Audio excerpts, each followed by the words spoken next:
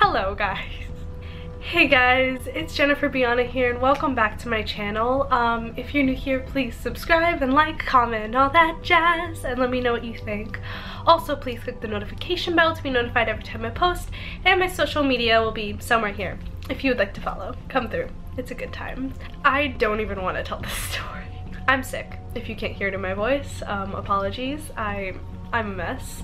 Okay, so this is a disaster story. I have never done a story time on my channel because nothing that exciting or long enough to film a whole video on has ever happened to me. But here I am to tell the story of how Jetblue kept us in an airport for 13 hours and wronged me. We're all wronged by Jetblue that day because our flight was at 8 a.m. and we left at 9:30 p.m. and there were so many things how JetBlue has messed us up with. It wasn't weather related at all. This was all because they were super unorganized and honestly a hot mess. And it wasn't even hot, it was freezing cold. So a cold mess because I was freezing cold the entire time. This has caused my parents so much stress and it honestly like started the worst vacation ever. Let's get into the story. So the JetBlue that I was going on is JFK in New York City, which is a huge JetBlue. You're in New York City, you should have your shit together, maybe, possibly, because you are in New York City. Yeah, let's start off with that, JFK in New York City. We had a flight at 9 a.m. to La Romana from JFK airport, and you usually are in the airport for like 2 hours before just to make sure, and like baggage and all that stuff. So we were there at like 7 a.m. and everything went smoothly. The TSA, the baggage check, everything. I mean, there were so many people and it was really annoying, but when is it not? This whole story takes place with me being very sick, having the flu, having a fever, but I had a fever and we were with my whole family. So my 75-year-old grandma that has diabetes, she was with us, and my sister's son, who is 1 year old. So a lot of circumstances. So early, we just wanted to get out of here and be in La Romana where it's warm and nice and not 10 degrees, because it was 10 degrees that day. We were there from 7 a.m. and we're eating whatever. Our flight's at 9 and then it gets a 30-minute delay to 9:30. Okay, that's fine. Another 30-minute delay to 10. Another 30-minute delay to 10:30. Another 30-minute delay to 11. And it just kept going. It just kept going. All these 30-minute delays until it was 2 p.m. And that's when people started like, okay, what the fuck is going on? Okay, what is going on? It's 2 p.m. We were supposed to fly out at 9 a.m. What's going on? There's no snow, there's no rain, nothing like that is happening. And there were so many people in our gate and they were all asking, and the employees were like, oh, we're waiting for like a stewardess. And we're like, okay, like you're waiting for a stewardess for this many hours? And they're like, yeah, we're missing a stewardess. And then they were like, yeah, she's flying out from like Ohio, on a plane flying out from Ohio. And then we were like, okay, but how long is that gonna take? And then they kept saying, oh, the plane is soon, the plane is soon, the plane is soon, they're coming soon. And we were like, okay, but again, this was 30-minute delays from 9 a.m. to 2 p.m. If we flew out at 2 p.m., it wouldn't be the worst case scenario, because that does happen, unfortunately, but no. Telling us the stewardess was almost there, whatever. And then eventually she couldn't come or something, and then there was someone else flying from Syracuse. I don't know, it was a whole mess. But anyways, this was all like gossip I kept overhearing. No, but everyone kept talking about it because they kept asking the employees. At 2 p.m., they're finally like, okay, the stewardess is here, let's go in the plane.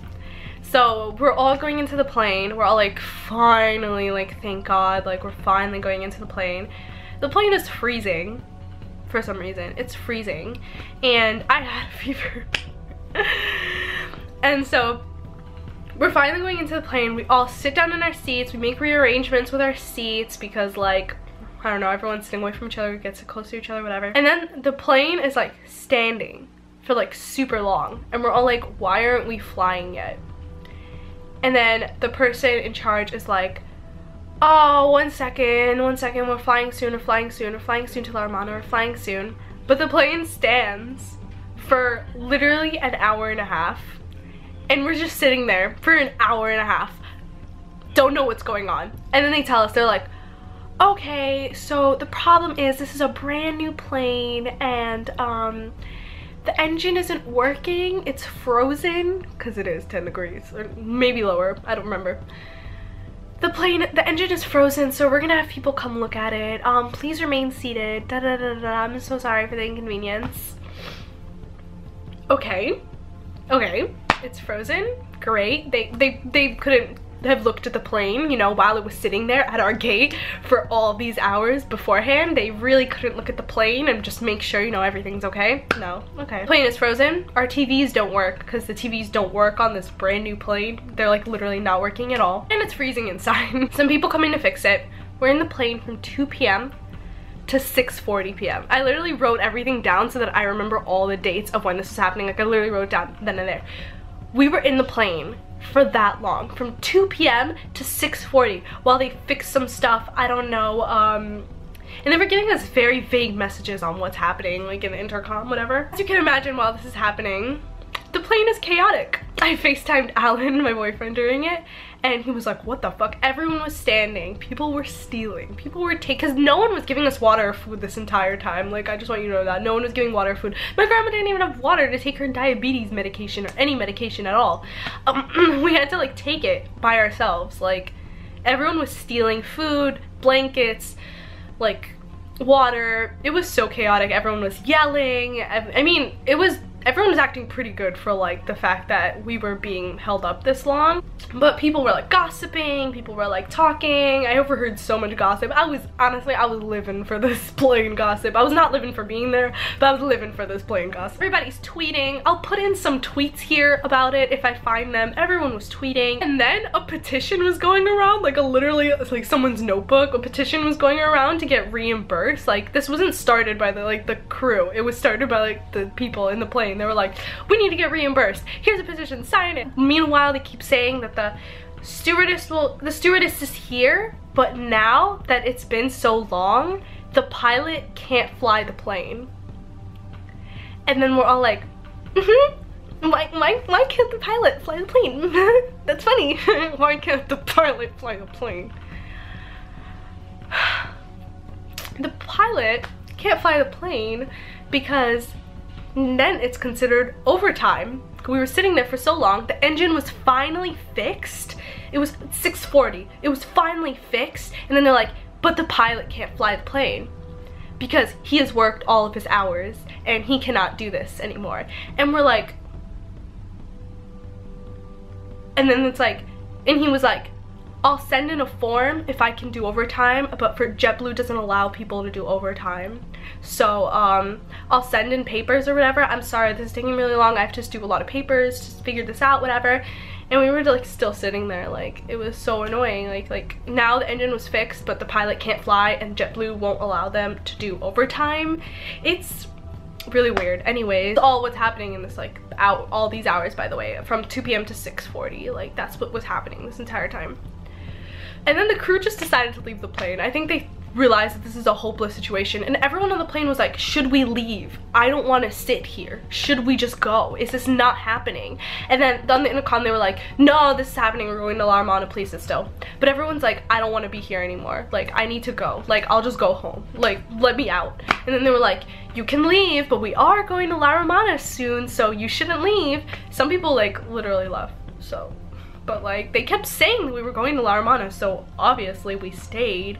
I just can't believe they never gave us water or food. And also, one of the biggest problems is that my sister, with her 1-year-old baby, she had all the milk, the formula milk, Infamilk, in her luggage, in her suitcase, in her plane, because she didn't expect to need it because we were supposed to be there already. La Romana is like a 3.5-hour flight. Like, we really should have. And she had her Infamilk in her suitcase, and she was asking everyone, she was like, can I please go get the Infamilk in my suitcase? And then they were like, no. And we checked earlier, the airport doesn't sell Infamilk. How does an airport not sell baby formula? Like, you have so many babies in your airport, like what do you mean? They don't sell Infamilk. My sister was having a panic attack because she didn't know how to feed her baby from all of this.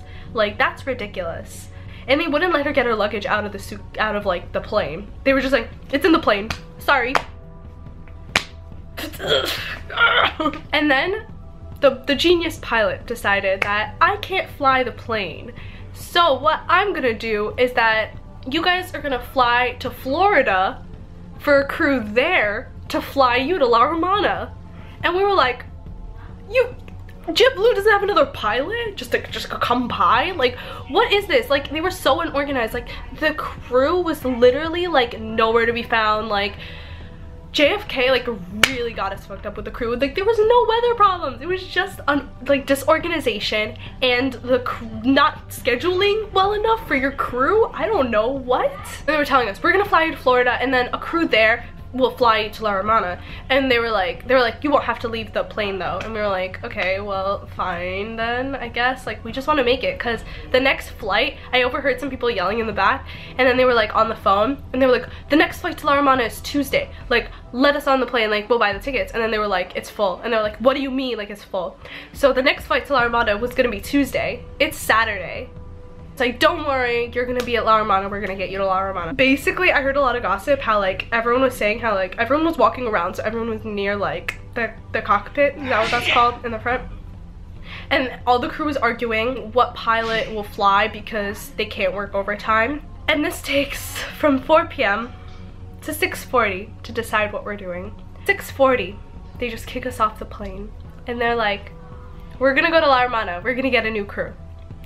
So we get off the plane. My poor grandma, my 75-year-old grandma is having a hard time with this. And I mean, the baby's fine. He's like hanging out with all the people. He's like, hi. Everyone got so close on this freaking plane. Kick us all off the plane. The plane's gonna reseat at 7:40. That's what they say, because they're getting a new crew.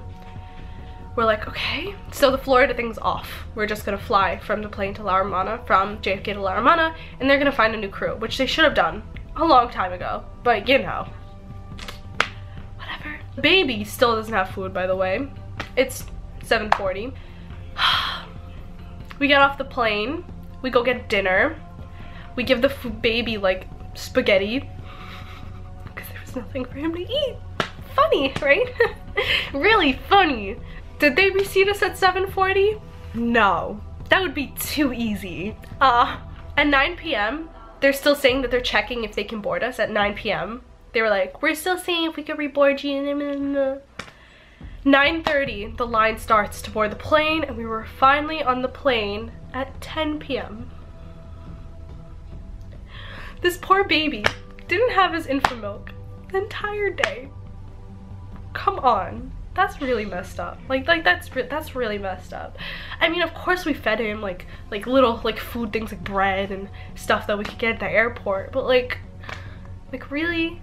My sister did have a panic attack for obvious reasons. She didn't have milk for her child this entire time. 10 p.m. we're finally on the plane. We fly, and Dominican is an hour and a half ahead, so we get to Dominican to check in at 4 a.m.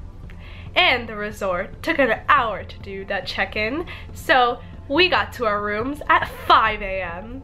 and I'm gonna have footage of that in my Dominican video. They sent us at first a $250 voucher for everyone, JetBlue, not money, you know, credits for another trip you can take with JetBlue. And then they put it up, and then they were like, okay, $350 for everyone. Listen, they realized they were wrong and they sent us money, but that was such a traumatizing experience.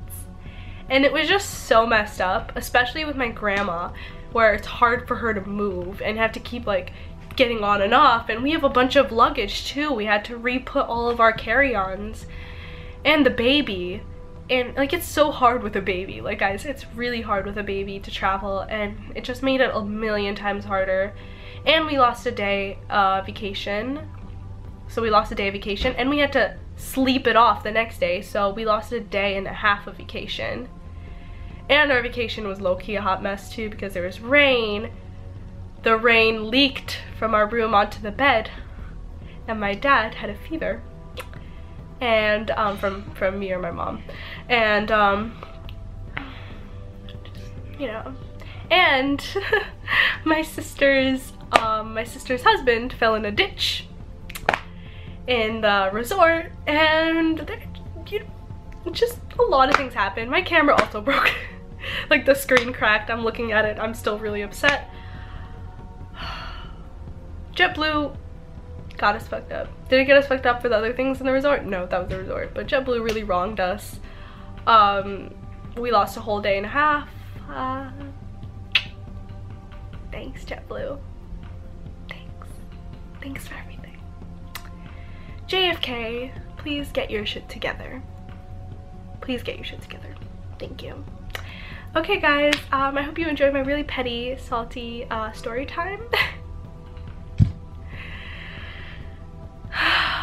It was really hard on my grandma and my sister and her baby, so that's why I'm really angry. If it was just me and my parents, we would be angry, but I'm a lot angrier just because it was really hard on my grandma and my sister and her baby. So thanks, Joe. Alright guys, thanks for watching. I hope you enjoyed my first ever story time. I hope I don't have to do any more of these. Bye guys.